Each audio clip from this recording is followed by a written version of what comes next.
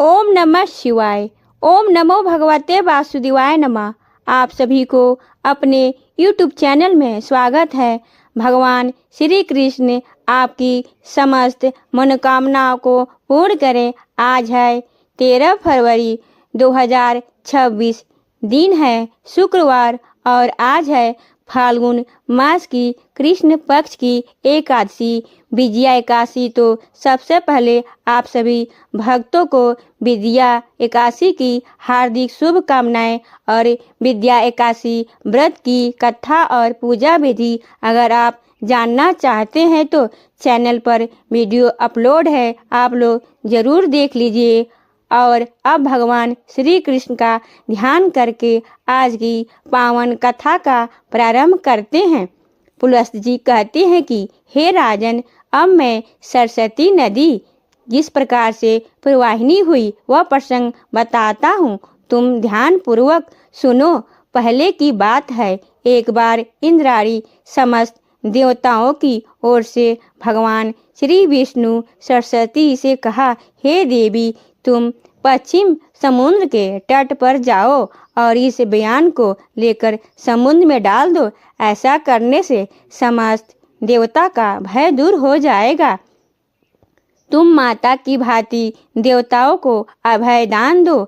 सबको उत्पन्न वाले भगवान श्री विष्णु की ओर से यह आदेश मिलकर पर देवी सरस्वती ने कहा, हे भगवान, मैं सखाहीन नहीं हूँ। आप इस कार्य के लिए मेरे पिता ब्रह्मा जी से अनुरोध कीजिए। चूंकि पिताजी की आज्ञा के बिना तुम एक पग में नहीं जा सकती। सरस्वती जी का यह अभिप्राय जानकर देवताओं ने ब्रह्मा जी से कहा, हे पितामह, आपकी कुमारी कन्या सरस्वती बड़ी सात्वित्य है, उसे किसी प्रकार का कोई दोष नहीं देखा गया है, अतः उसे छोड़कर दूसरा कोई नहीं है जो बड़ा जनन को ले जा सके। पुलस्त जी कहते हैं कि देवताओं की बात सुनकर ब्रह्मा जी ने सरस्वती को बुलाया और उसे गोद में लेकर उसका मस्तक चूम लिया।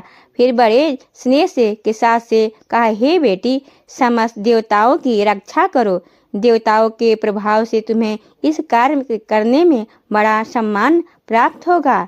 इस प्रकार ब्राह्मण को ले जाकर खारे पानी में समुद्र में डाल दो। पिता के वियोग के कारण बालिका के नेत्रों में आंसू बहुत आ गए। उसने ब्रह्मा जी को प्रणाम करके कहा, अच्छा, जाती हूँ। इस प्रकार संपूर्ण देवताओं तथा उसके पिता ने भी कहा, भय ना करो। इससे भय छोड़कर प्रसन्न चित्त से जाने के तैयार हुई। इसकी यात्रा के समय शंख और नगारों की ध्वनि तथा मंगल घोष होने लगी, जिसकी आवाज से सारा जगत गूंज उठा। सरस्वती अपने तेज से सर्वत्र प्रकाश फैलाती हुई उस समय गंगा जी के उसके पीछे हो ली। तब सरस्वती ने कहा, सखी, तुम कहाँ जाती हो? मैं फिर तुमसे मिलूंगी। सरस्वती के ऐसा कहने पर गंगा ने मधुर बाणी में कहा, हे शुभे, अब तो तुम जब पूर्व दिशा में आओगी तभी मुझे देख सकोगी। देवताओं सहित तुम्हारा दर्शन तभी मेरे लिए सुलभ होगा। यह सुनकर सरस्वती ने कहा, हे सुजते, अब तुम भी ऐसा उत्तरामुखी होकर शोक का परित्याग कर दो। गंगा बोली, सखी, मैं उत्तरामुखी होने पर और अधिक पवित्र मानी जाऊंगी और तुम पूर्वामुखी होने पर उत्तरवाहिनी गंगा और पूर्ववाहिनी सरस्वती में जो मनुष्य श्राद्ध और दान करेंगे वे तीनों ऋणों से मुक्त होकर मोक्ष मार्ग का आश्रय लेंगे। इससे कोई अन्यथा विचार करने की आवश्यकता नहीं है। इस पर वह सरस्वती नदी रूप में परिवर्तित हो गई और देवताओं के देखते देखते एक पाकड़ के वृक्ष के जड़ में प्रकट हुई। वह वृक्ष भगवान विष्णु का ही स्वरूप है। देवताओं ने उसकी वंदना की। हे सब फूर्ति हुई और दूसरे ब्रह्मा जी की भांति शोभा पाता है। यद्यपि उस वृक्ष में भी एक फूल नहीं है, तो भी यह डालिया पर बैठे हुए सुख आदि पक्षियों के कारण फूलों से लताशा से जान पड़ता है। सरस्वती ने उस पाकर समीप स्थित होकर देवाधिदेव विष्णु से कहा, हे भगवान, मुझे बड़भाग्नि सम्मानित कीजिए, मैं आपकी आज्ञा का पालन करूंगी। उससे ऐसा कहने पर भगवान विष्णु बोले, हे शुभे, तुम्हें इस बड़ को पश्चिम समुद्र की ओर ले जाते समय जलने का कोई भय नहीं होगा। पुलस जी कहते हैं, तदंतर भगवान श्री विष्णु ने बड़वनाल को सोने के घड़े में रखकर सरस्वती को सौंप दिया। उसने उस घड़े को अपने उदर में रखकर पश्चिमी की ओर प्रस्थान किया। अदृश्य गति से चलती हुई वह महानदी पुष्कर में पहुंची और ब्रह्मा जी ने जिन जिन कुंडों में हवन किया था उन सब को जल से अपलावित करके प्रकट हुई। इस प्रकार पुष्कर क्षेत्र में परम पवित्र सरस्वती नदी का प्रादुर्भाव हुआ।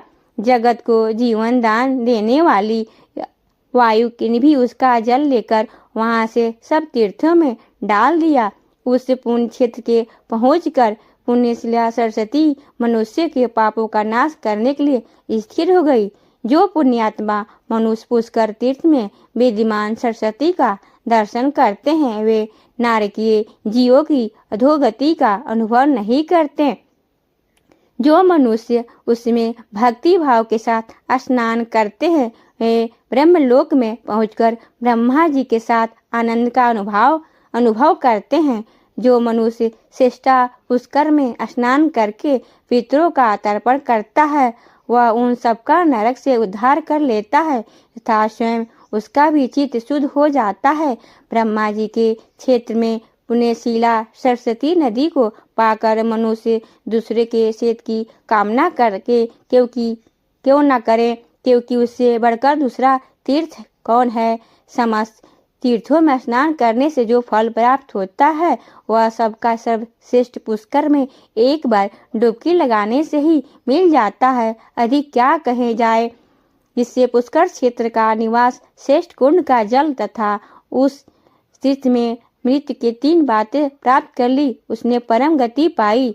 जो मनुष्य उत्तम काल, उत्तम क्षेत्र तथा उत्तम तीर्थ में स्नान और होम करके ब्राह्मण को दान देता है वह अक्षय सुख का भागी होता है।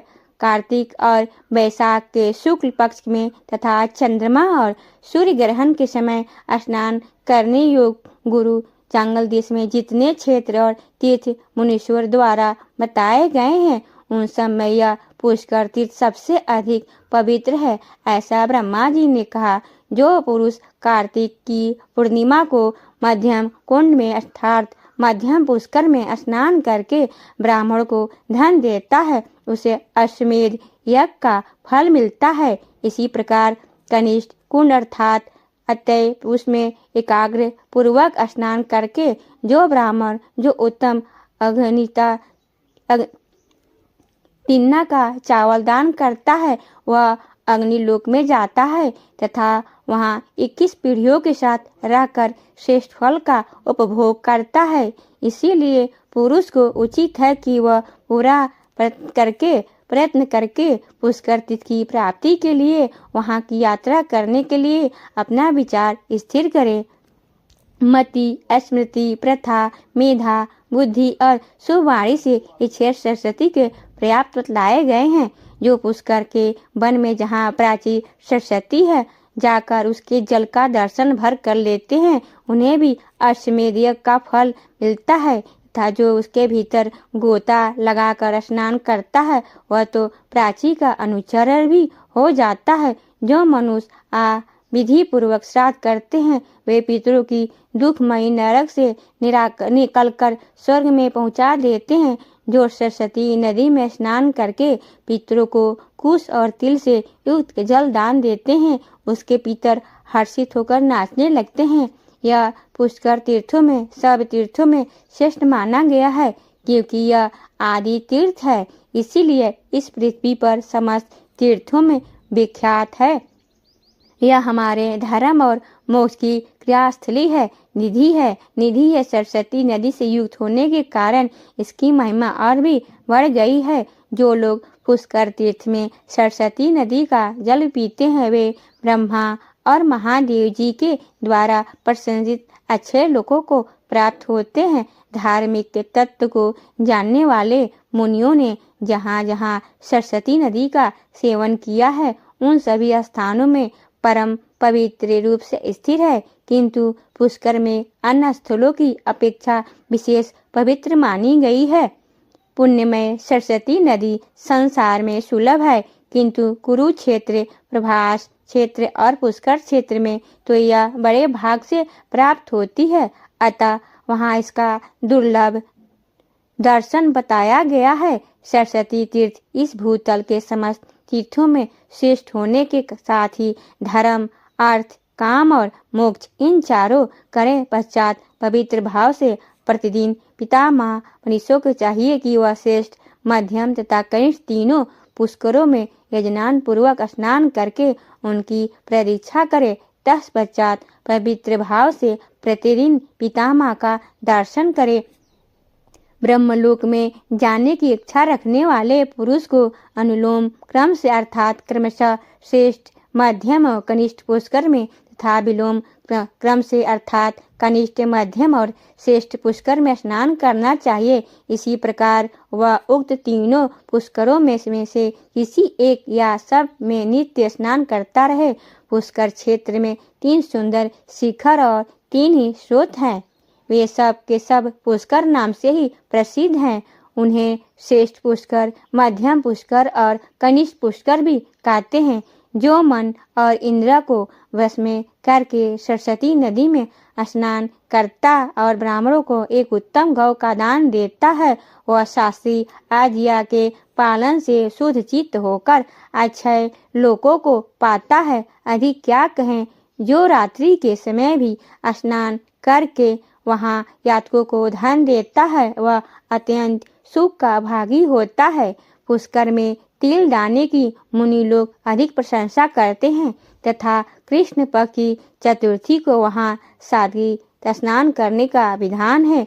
हे भीष्म जी, पुष्कर वन में पहुंचकर सरस्वती नदी के प्रकट होने की बात बताई गई है। अब वह पुनः अदृश्य होकर वहाँ से पश्चिम की ओर चली।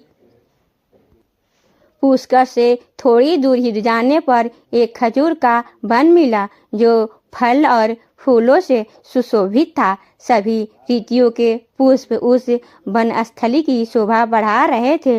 वह स्थान मुनियों के भी मन को मोहने वाला था। वहां पहुंचकर नदियों में श्रेष्ठ सरस्वती देवी पुनः प्रकट हुई और वहां नंदा के नाम से तीनों लोकों में प्रसिद्ध हुई। सूत जी कहते हैं, यह सुनकर देवव्रत पुलह जी ने पूछा कि हे ब्राह्मण, सरिताओं में श्रेष्ठ नंदा कोई दूसरी स्त्री तो नदी तो नहीं है। मेरे मन में इस बात को लेकर बड़ा कौतूहल हो रहा है। सरस्वती का नाम नंदा कैसे पड़ गया? इस प्रकार और जिस कारण से वह नंदा नाम से प्रसिद्ध हुई उसे भी बताने की कृपा कीजिए। बीच में इस प्रकार पूछने पर पुलह जी ऋषि सरस्वती का नंदा नाम क्यों पड़ा, इसका प्राचीन इतिहास सुनाना प्रारंभ किया। वे बोले, हे भीष्म, पहले की बात है, पृथ्वी पर प्रभंजन नाम से प्रसिद्ध एक महाबली राजा हो गए हैं। एक दिन वह उस वन में मृगा को शिकार कर रहे थे। उन्होंने देखा एक झाड़ी के भीतर मृगी खड़ी है। वह राजा के ठीक सामने पड़ती थी। प्रभंजन ने अत्यंत भीषण बाण चलाकर मृग को बांध डाला। आहत हिरणी ने शक्तिहीन होकर चारों ओर दृष्टिपात किया, फिर हाथ में धनुष बाण धारण किए। राजा को खड़ा देखकर वह बोली, ओ मूढ़, यह तूने क्या किया? तुम्हारा यह कर्म पापपूर्ण है। मैं यहाँ नीचे मुंह करके खड़ी थी और निबे होकर अपने बच्चों को दूध पिला रही थी। इसी अवस्था में तूने इस वन को भीतर मुझे निरपराध हरिणी को अपने वज्र समान बड़का निशाना बनाया है। तेरी बुद्धि बड़ी खोटी है, इसीलिए तू कच्चा मांस खाने वाले पशु की योनि में पड़ेगा। इसका आतंका क्लान में तू बाघ हो जा। अब तो मृगी का यह श्राप सुनकर सामने खड़े हुए राजा की सारी इंद्रियां व्याकुल हो उठी। वे हाथ जोड़कर बोले, कल्याणी, मैं नहीं जानता था कि तुम बच्चे की दूध पिला रही हो और अनजाने में ही मैंने तेरा वध कर दिया। अतः मुझ पर प्रसन्न हो। मैं व्याघ्र योनि को त्याग कर पुनः मनुष्य का शरीर कब प्राप्त करूंगा? अपने इस श्राप के उद्धार की अवधि तो बता दो। तब राजा ने ऐसा कहने पर मृगी बोली, हे राजन, आज से 100 वर्ष बीतने पर यहाँ नंदा नाम की एक गौ आएगी। उसके साथ तुम्हारा वार्तालाप होने पर इस श्राप का अंत हो जाएगा। पुलस जी कहते हैं, मृगी के कथनानुसार राजा प्रबंधन व्याग हो गए। उससे व्याग की आकृति बड़ी घोर और भयानक थी और वह उस वन में काल में वशीभूत हुई। मृगी अन्य चौपाओं गाय तथा मनुष्यों को भी साथ मार मार कर खाने लगे और वह अपने निंदा करते हुए कहता था, हाय, मैं पुनः कब मनुष्य शरीर धारण करूंगा। अब से नीचे योनि में डालने वाला ऐसा निंदनीय कर्म महान पाप कभी नहीं करूंगा। अब इस योनि में मेरे द्वारा पुण्य तो हो नहीं सकता। एकमात्र हिंसा ही है मेरे जीवन की वृत्ति है। इसके द्वारा तो मैं सदा दुख को ही प्राप्त करूंगा। इस प्रकार मृगी की कही हुई बात सत्य हो सकती है। तब जब ब्राह्मण को उस वन में रहते 100 वर्ष बीत गए, तब वहाँ एक दिन गौओं का एक बड़ा झुंड उपस्थित हुआ। वहाँ घास और जल की विशेष सुविधा थी और वहीं पर गौओं के आने का विशेष कारण थी। आज इसी गौओं के विश्राम के लिए बाड़ लगा दी गई। ग्वाले के रहने के लिए भी साधारण घर और स्थान की व्यवस्था की गई। गोचर भूमि तो वहाँ थी, सबका पड़ाव पड़ गया। वन के पास का स्थान गौओं के रंभाने के भारी आवाज में गूंजने लगा। मत वाले गोप चारों ओर से उस गौओं को समुदाय की रक्षा करते थे। उन गौओं के एक झुंड में एक बहुत सी हृष्ट-पुष्ट तथा संतुष्ट रहने वाली गाय थी। उसका नाम था नंदा। वही उस झुंड के प्रधान थी तथा सबके आगे निर्भय होकर चला करती थी। एक दिन वह अपने झुंड से बिछड़ गई और चलते चलते पूर्वक व्याघ्र के सामने आ पहुंची। व्याघ्र उसे देखते ही खड़ी रह कांपता हुआ उसकी ओर दौड़ा और निकट आकर बोला, आज विधाता ने तुझे मेरा ग्रास नियत किया है, क्योंकि तुम यहाँ स्वयं आकर उपस्थित हुई है। व्याघ्र का यह रोंगटे खड़े कर देने वाला निष्ठुर वचन सुनकर उस गाय को चंद्रमा के समान कांपती वाली अपने सुंदर बछड़े की याद आने लगी। उसका गला भर आया और वह गदगद स्वर के रूप में पुत्र के लिए हुंकार करने लगी। उस गौ को अत्यंत दुखी होकर क्रंदन करते देख व्याघ्र बोला, अरे गाय, संसार में सब लोग अपने कर्मों का ही फल भोगते हैं। तू स्वयं मेरे पास आ पहुंची है, इससे जान पड़ता है कि तेरी मृत्यु आज ही नियत है, फिर व्यर्थ शोक करती है। अच्छा, यह तो बता दे, तू रोई किस लिए? व्याघ्र का प्रश्न सुनकर नंदा ने कहा, हे व्याघ्र, तुम्हें नमस्कार है। मेरा सारा अपराध क्षमा करो। मैं जानती हूँ तुम्हारे पास आए हुए प्राणी की रक्षा असंभव है, अतः मैं अपने जीवन के लिए शोक नहीं करती।